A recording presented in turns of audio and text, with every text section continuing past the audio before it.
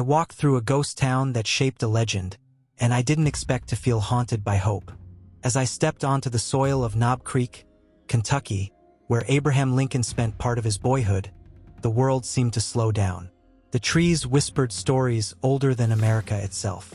A gentle wind carried the scent of old wood and damp grass, and the silence felt sacred. For a moment, I wasn't just walking through a historical site. I was walking beside the shadows of a young boy who had no idea he would one day hold the nation together with nothing but words, wisdom, and relentless will. But as I stood where Lincoln once stood, I couldn't help but wonder, what does this forgotten place still teach us today, if we dare to listen? Lincoln's childhood is often romanticized, painted in strokes of hardship and perseverance. We're told he was born in a log cabin, We're told he read books by firelight, which he did.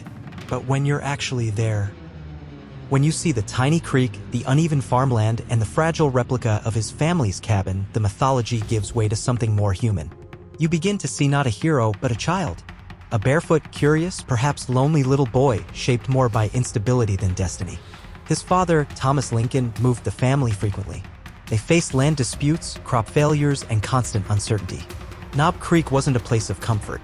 It was survival. Imagine being the child, watching your parents toil endlessly, learning early that life offered no guarantees. That's the real root of Lincoln's character, not just hard work, but hard questions. What is fairness? Why do some struggle while others succeed? Why does justice feel so rare? As I walked further, past wildflowers and half-forgotten trails, I realized this was no presidential monument. There were no marble columns or eternal flames. Just earth, sky, and stories etched in silence. And somehow that made it feel more powerful. You don't have to be great to come from greatness. You just have to be awake enough to let your past teach you. There's a fence near the cabin, barely waist-high, almost apologetic in its attempt to protect the memory of this place. A couple from Indiana stood nearby, quietly reading the plaque. "We thought he had everything figured out," the man said. "But maybe he was just trying to make sense of it like we all are." That stuck with me. We look at Lincoln's speeches, Gettysburg, the second inaugural, and we see vision. But vision doesn't come out of nowhere. It comes from places like this.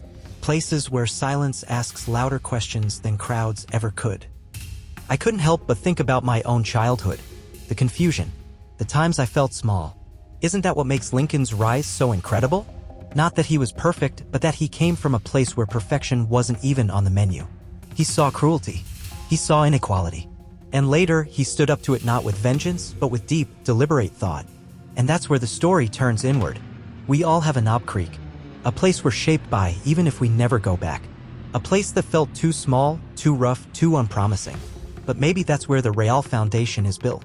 Because when I think about Lincoln now, I don't see a man with a top hat and speeches. I see a boy staring at the stars from a dirt floor, wondering why the world worked the way it did and promising himself he'd help make it better.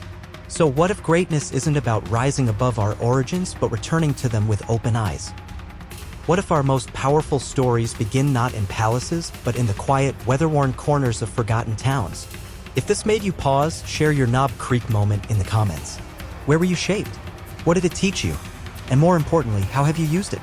If Lincoln could carry those early questions all the way to the White House, maybe we can carry our own a little further too.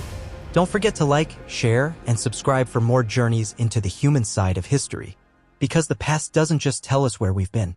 It reminds us who we still might become.